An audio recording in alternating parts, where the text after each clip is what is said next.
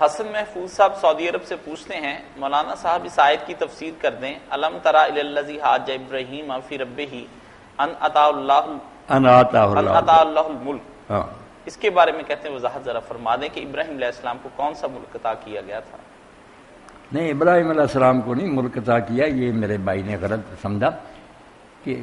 بیان کرو ابراہیم علیہ السلام کا قصہ جو آپ نے جھگڑا کیا اور دلیل دی اس بندے کو جس کو اللہ نے بادشاہی دی، وہ نمرود کی بات ہے کہ کیا تم نے دیکھا نہیں اس شخص کو جس کے ساتھ ابراہیم علیہ السلام نے بحث کی، اس وجہ سے کہ اس کو اللہ نے بادشاہ دی تھی، اس بادشاہ سے متکبر ہو کر وہ اللہ سے باغی ہو گیا اور اپنے آئین چلانے شروع کر دی،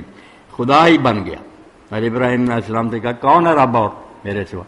انہوں نے کہا میرا وہ زندہ کرتا مارتا، تو اس نے بھی دو قیدیوں میں سے ایک کو چھوڑ دیا اور ایک کو قتل کر دیا، کہا دیکھو میرے بھی اختیار ہے، میں نے ایک کو زندہ رکھنے دیا، ایک کو بالکل حد درنی پر آ گیا، بے ایمان ہو گیا، حالانکہ زندہ کرنے مارنے کا یہ معنی تھوڑا۔